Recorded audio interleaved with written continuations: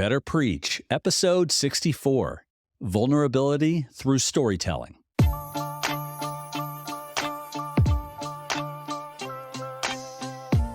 Welcome to Better Preach, a podcast for Catholic leaders on developing and delivering great Catholic talks. I'm your host, Ryan O'Hara, a 25-year vet of college and young adult ministry. Thanks for inviting me into your journey of communicating the true, the good, and the beautiful. You know, just a couple weeks back, we celebrated Thanksgiving, and I love Thanksgiving. Everything about it's the best meal of the year, and then it's the best meal for the next couple of days as well. But one of my favorite dishes is green bean casserole, which is probably the most Midwest thing I could love that there is. But anyhow, I'm a Midwest guy, so there you have it. But imagine green bean casserole without a plate or without a fork. And while some foods you just need your hand, like a sandwich or pizza. But green bean casserole, you need a plate and you need a fork. And by way of analogy, that's really what we're talking about today. Like, we get to share these profound truths of Catholicism, of the revelation of Jesus Christ that has been given to the church. And we get to share about it. We get to tell the whole world about it. And this is an incredible privilege. But some things are the plate that the food goes on, and some things are the fork. So I think of the plate as storytelling and the fork as vulnerability. And today we're going to talk about how can we be vulnerable in our talks through storytelling, and particularly through sharing stories from our own lives. Why would we do this? How do we do this? And what are some ways we can get better at doing this and even kind of practice developing, finding, crafting those stories? Well, I'm going to jump into this very thing with Connor Flanagan, my trusty occasional co-host. And this is kind of the last official episode of season 2. So we're getting ready for season 3. And here it is. Season 2 is coming to a close. And I put together one of these PDF overviews. If you want to download the PDF overview of this episode, do that before you listen or after you listen, whatever you'd like. It just kind of details what we talk about. And the next couple of weeks, I'll share more. I'm going to be playing some of my favorite snippets from episodes from season 1. I'm going to go all the way back. Many of you have come on to listening to the show in the last 4, 5, 6 months. I want to go back to some of the earlier days in the show for the next couple of weeks to kind of get us through Christmas and New Year's. So look for that in the next couple of weeks. But today, I'm really excited to finish out season 2 with trusty occasional co-host Connor Flanagan. He and I are going to share a little bit about vulnerability through storytelling. Okay, let's get into it.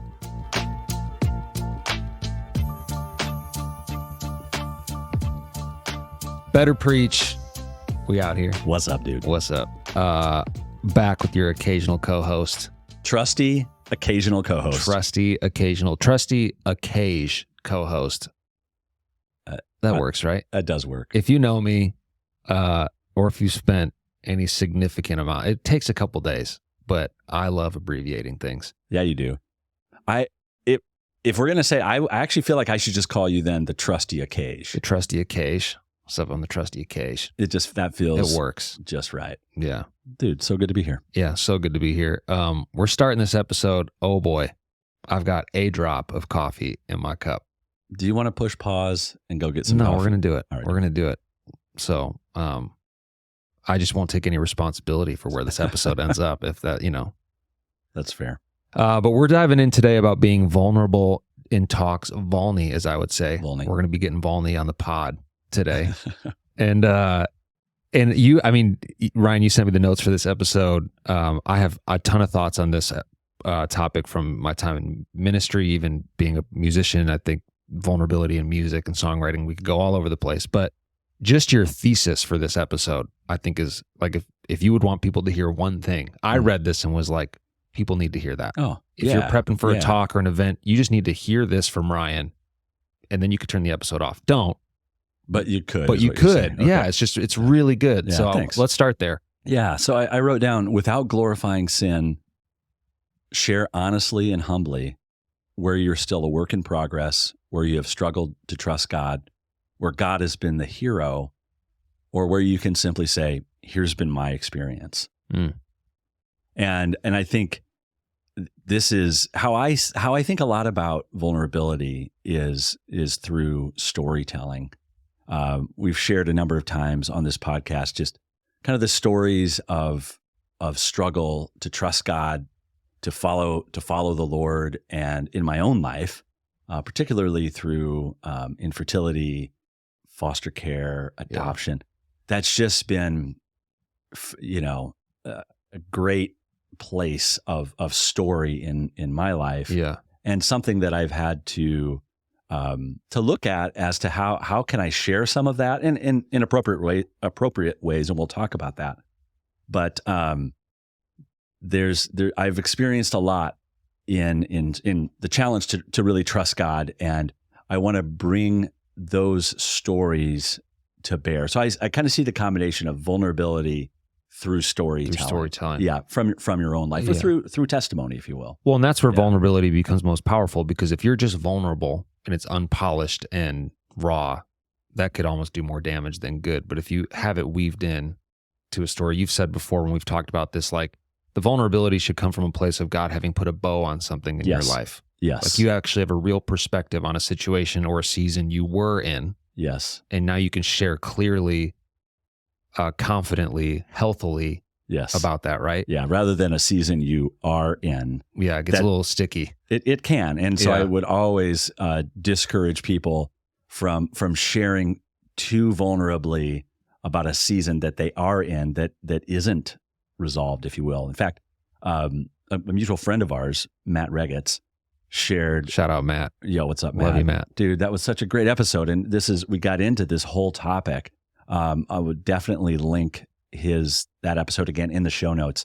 But he and his wife experienced the sudden death of their daughter as an infant, and it was just the most tragic of circumstances, and just heartbreaking.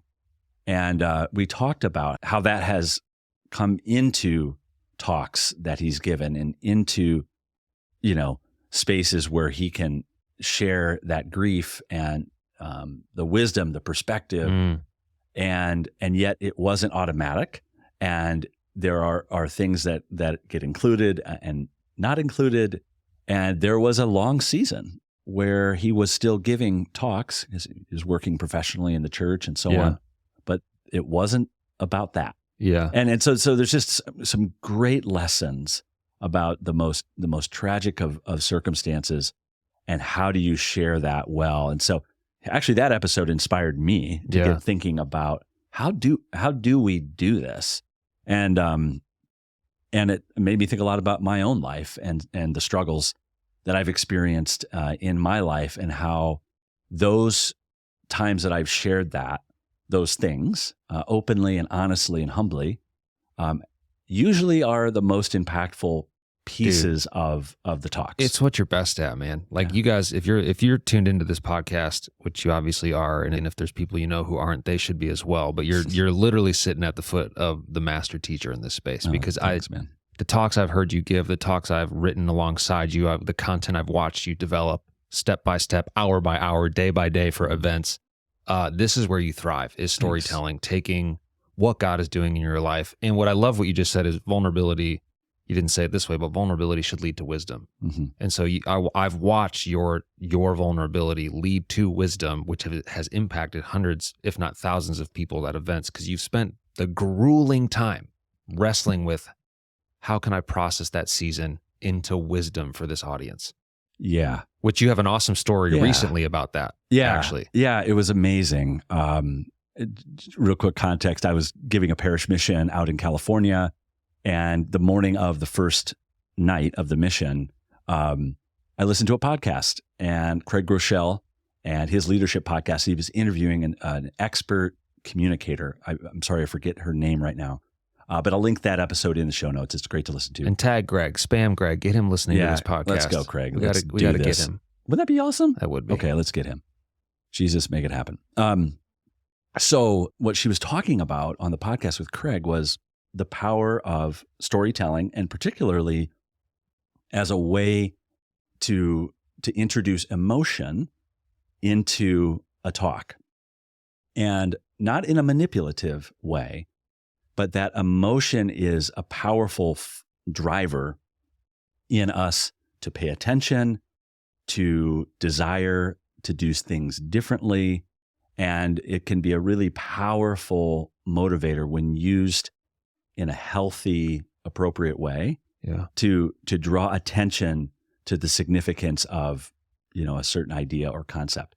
And so sometimes I think of it like, how do we help people have access to these truths that we want to share?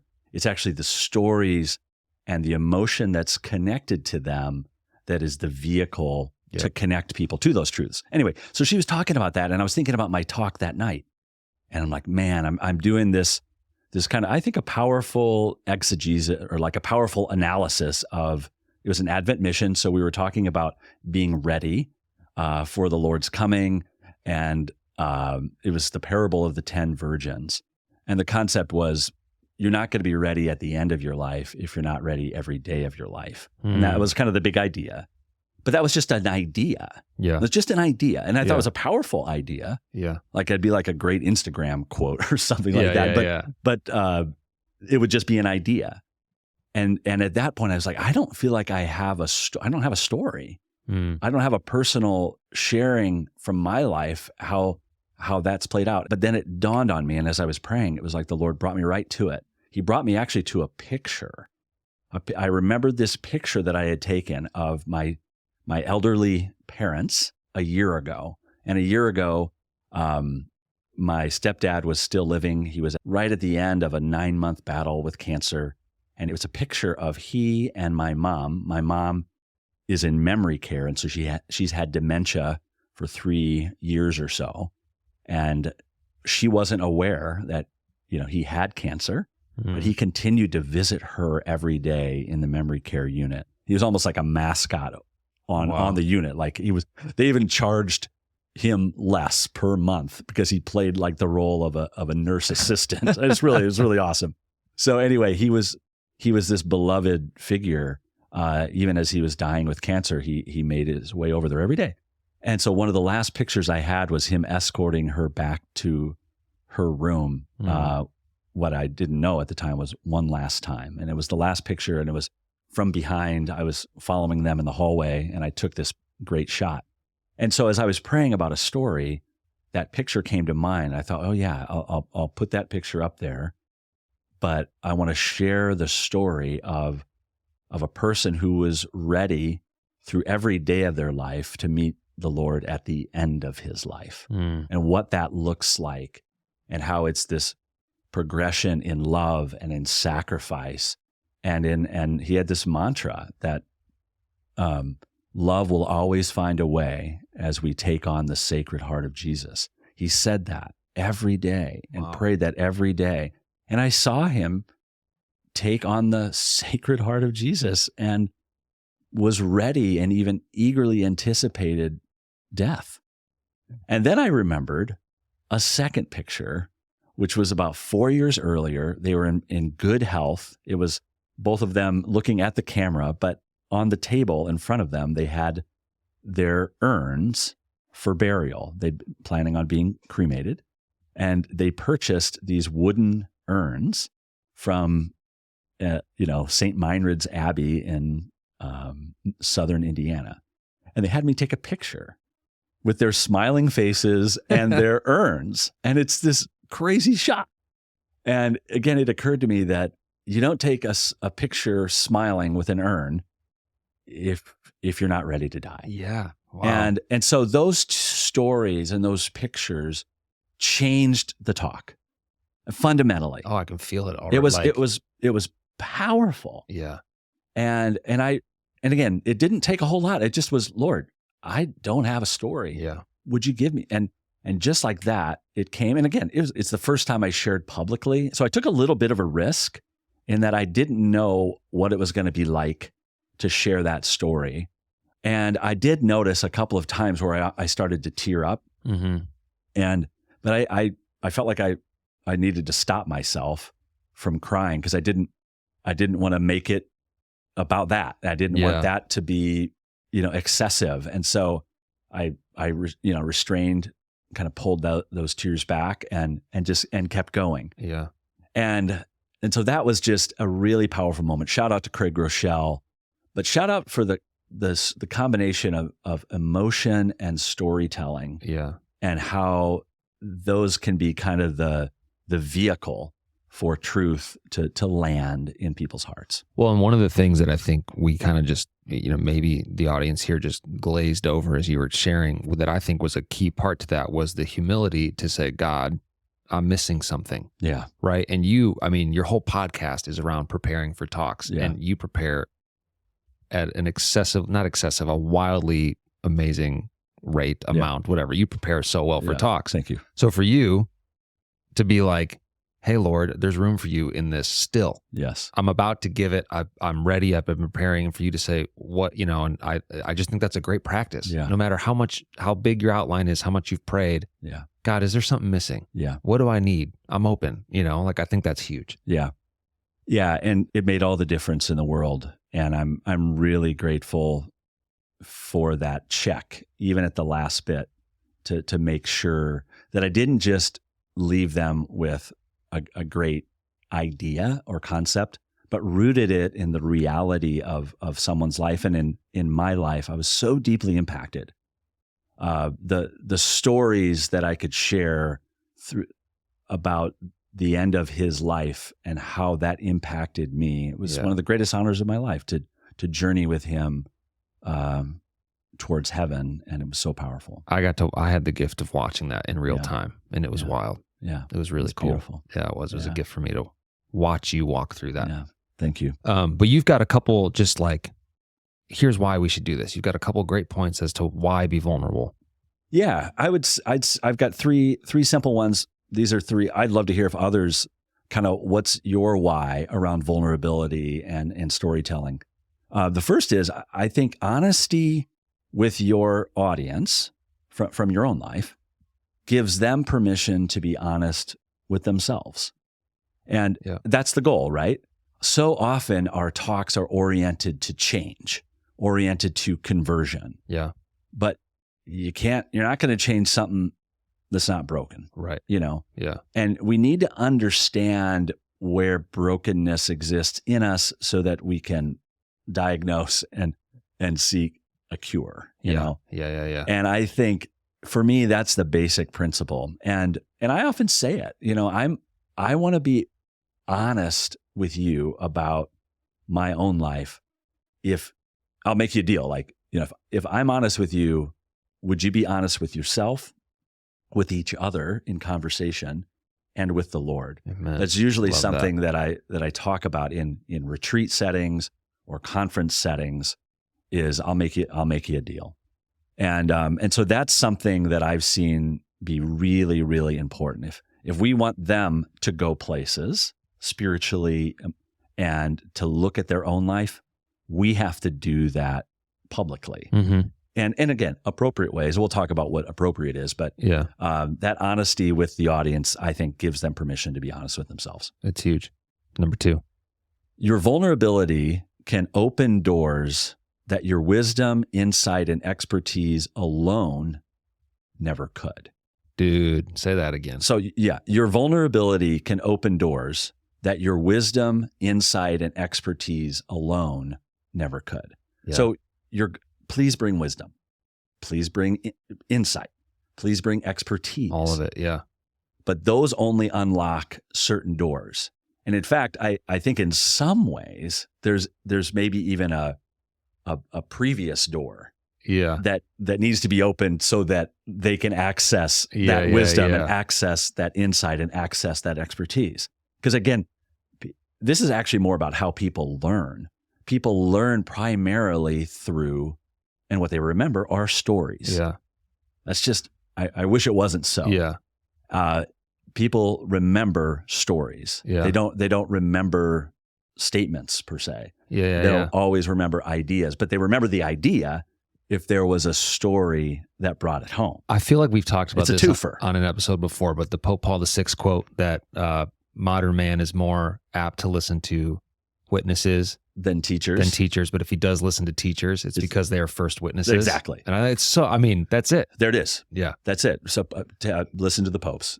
Listen to the Pope. No, that's right. Yeah. That's exactly right. Yeah. That is 1,000,000% the principle. And that's how they'll listen to your teaching. Yeah. Is because there is a witness of life. There is something that they can see lived and real and go, now I get it. Now I see it. I almost picture like my wife and I just crushed the Harry Potter series. And Did you? Yeah, it was really fun. Nice one. Yeah. And The videos or books? the videos. Okay. Yeah. I mean, the movies. Yeah. And I just, for some reason, there's some scene where there's a door with like I think it was the vault and like all these different locks on the door. And as you're going down, like expertise, wisdom, all these insight, things, it's like you unlock, but there's like still one lock. So you're like, you can almost get the door open, right, for these people, but like what's going to bring it all together? Yeah. The lived experience, the vulnerability, the story. Yeah. So I love that. That's what I've seen. And the third why is, I think, vulnerable storytelling is an authentic way to introduce emotion into a talk, Yeah. to warm hearts, to uplift spirits, to make people laugh. I mean, vulnerability isn't just about the heart-wrenching, dramatic story. Yeah. I use vulnerability through telling funny stories about my life and about what's happened. And oftentimes I can be the butt of a joke or the butt of a story because it makes a really powerful point, but it's funny. And so whether it's laughter, or whether it's a different kind of emotion, surprise, sadness, and wonder, I don't know, whatever it might be, it's helping give people access to emotion that can actually inspire people to want to live differently. I think that's such a great call out because I've recognized this early on when I first was a youth minister coming out of college. I recognized this in my friends, even in that kind of like first new wave as we started getting booked for events or to speak at events, or friends who got involved at different conferences and stuff like that. Vulnerability very quickly just got associated with like conversion story or like share your brokenness. Yep. And I think what you just said is so good. Like, no, that's such a narrow view, right? Like your story right there was not brokenness. It was beauty, right? About your stepdad and all like, humor. I don't know. There's just like, it's just such a wide range of places you can go with vulnerability. And I just, as you're saying that, I'm like, man, when I first started in ministry, I don't know what pushed me in this direction. Yeah. And I think you'll get into this in the best practices, but that can be a slippery slope of like vulnerability means share your brokenness. Yeah. And that's not always the case. Yeah. Rarely. And I've shared this, I think when we talked about kind of some pitfalls of testimonies. Yeah. Is that oftentimes back in the day, whenever that was, I think we've all experienced it.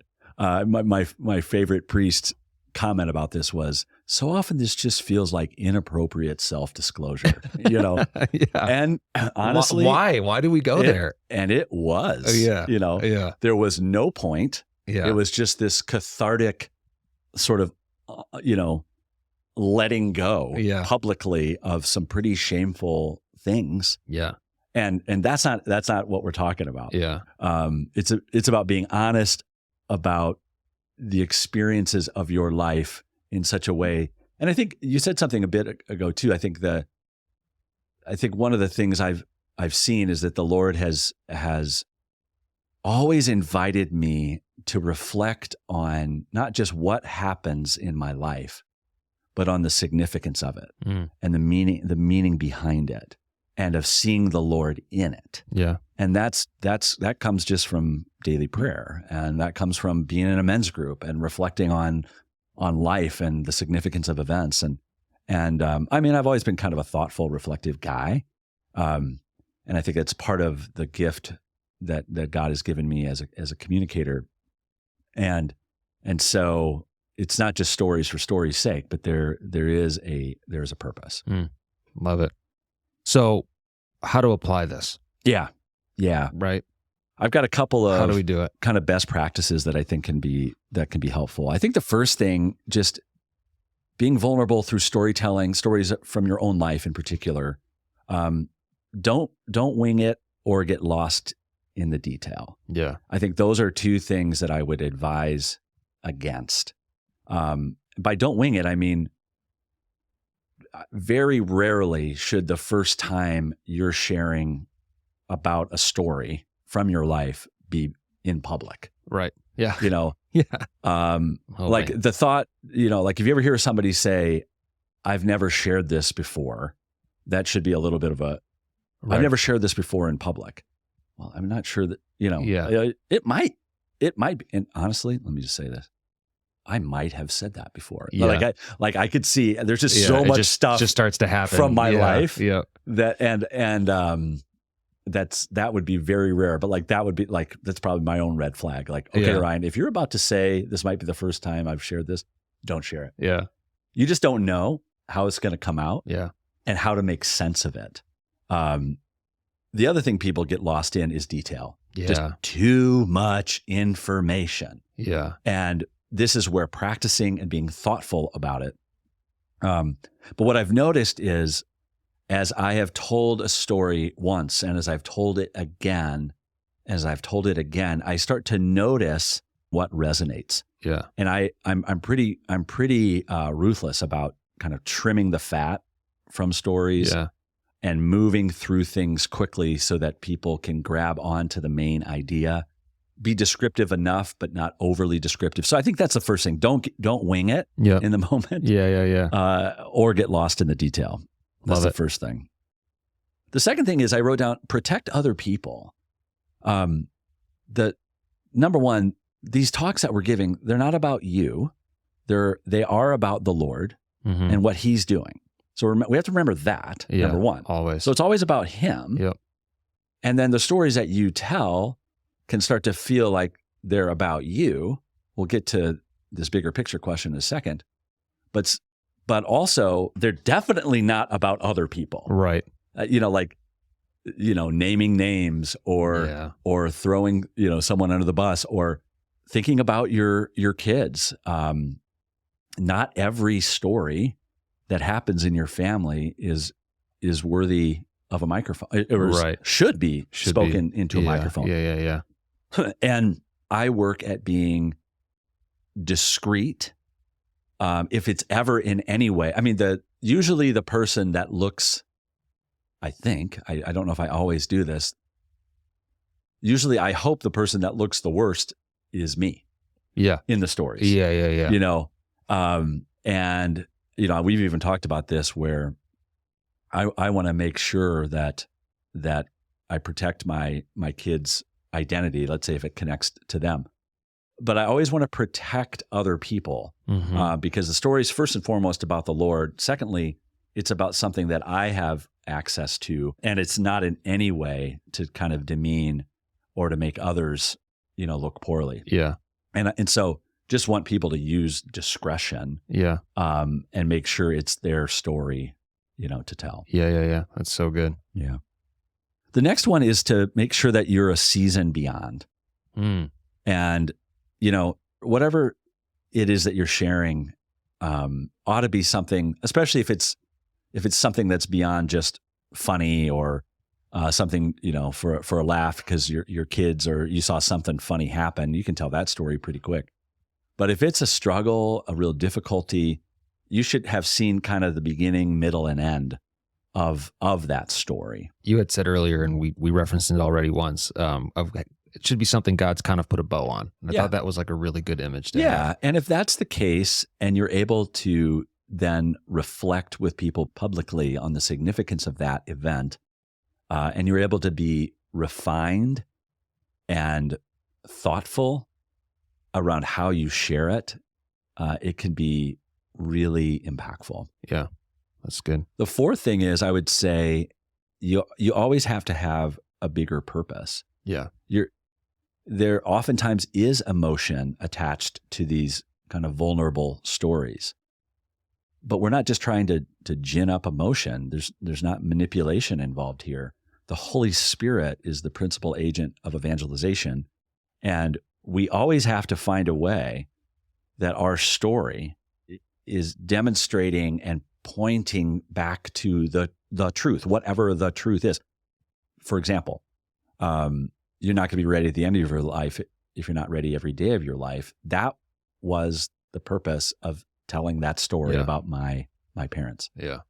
You don't take a picture with your urn unless you're ready every day of your life. And so that's why that story matched. Right. Or I always want to then ask them, what about you? Mm-hmm. You know, what about in your life? Have you X? Will you Y? You know, that I might have this story, but I always want to make it an invitation, a springboard to something else, not just in and of itself as something that will have your attention for a minute, but it doesn't in any way impact where it's going. Yep.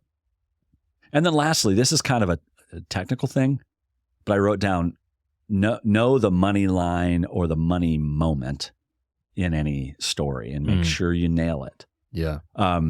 Great storytellers know how to build up to a moment and then drop the line. Deliver on it. Yeah.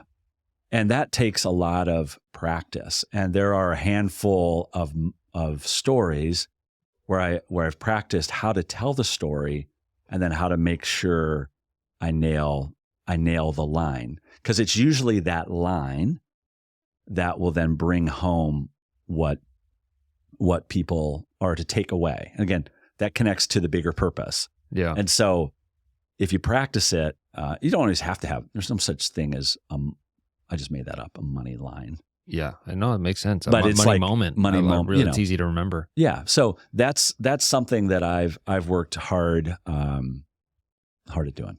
And it takes work. Like that's like, crafting a statement. Yeah. Right. Like that's art. Yeah. And I'll give you a quick example. Yeah. So I tell this story in light of, there's this great Harvard Business Review study of the improbability that any one of us has ever existed. And it's like the probability of Connor Flanagan existing is 1 in 10 to the 2.685 millionth power. Yeah. And that's the equivalent of 2 million people rolling a trillion-sided dice and all rolling the same number. Yeah. It's just a crazy thing. Yeah. And I said, and then I tell the story about how in 1962, before I was born, 12 years before I was born, 2 crazy things happened. One, my dad was hit by a train in a car, and it sheared off the front of his station wagon, but he miraculously survived. So when I found that out, there's actual newspaper clipping. I found this out about 10 years ago. My older sister shared that with me. Wow. And I looked at that. I'm like, what the heck?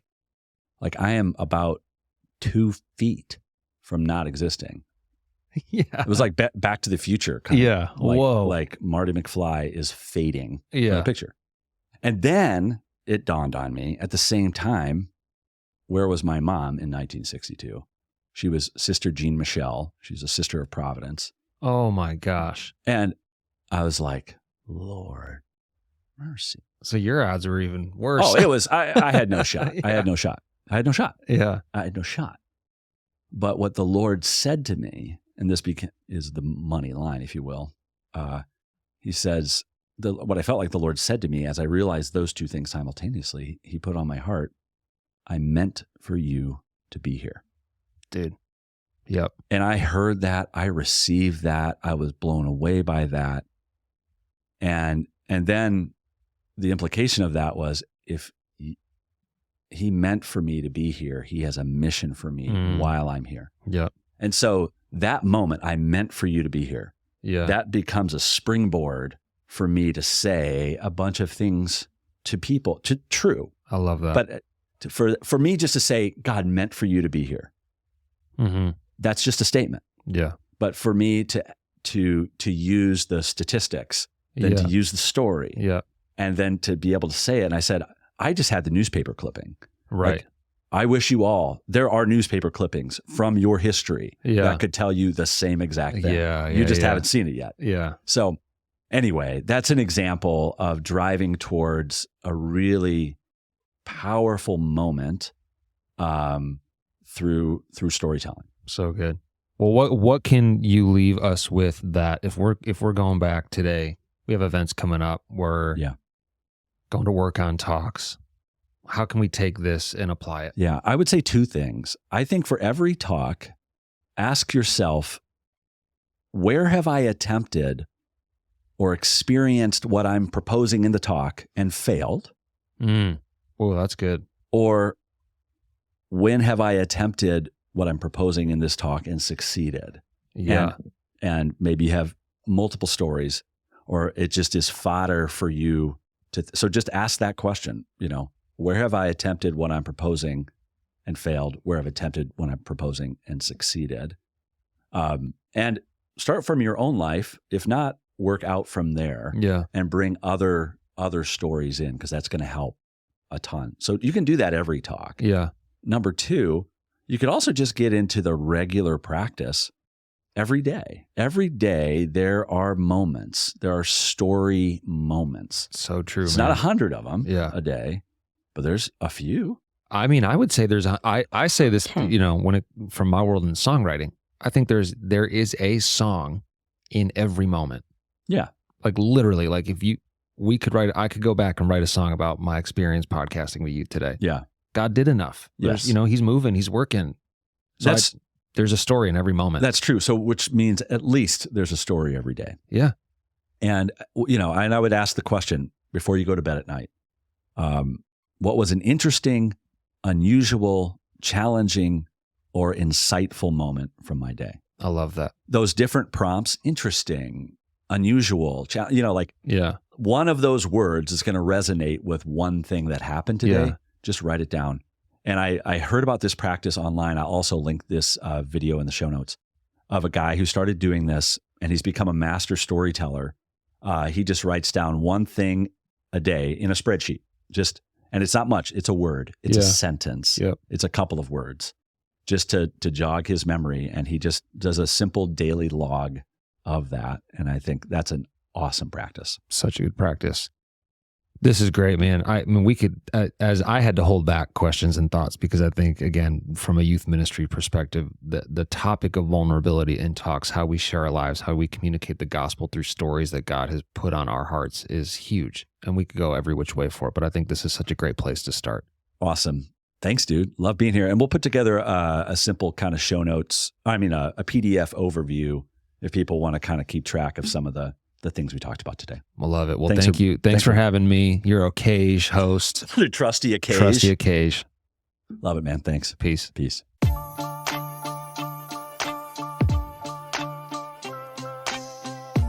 If this podcast has been helpful to you, please share a rating and a written review on Apple Podcast, on Spotify, or you can just go right to my website. That's super fun. When I get an email from somebody from my website, little angels, I think, are dancing in my heart. Just imagine that. Don't you want to bring that about? Okay. Maybe it's almost Christmas and the angels will be singing glory to God in the highest, as I would if I get to hear from you. So ryanohara.org/betterpreach. There's a contact form there. I'd love to hear kind of how the show is working for you, but also what we can do to make it better. I'm always looking to make it better.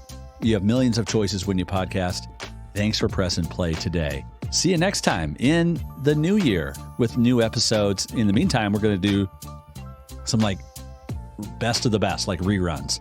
So see you next time. See you in the new year.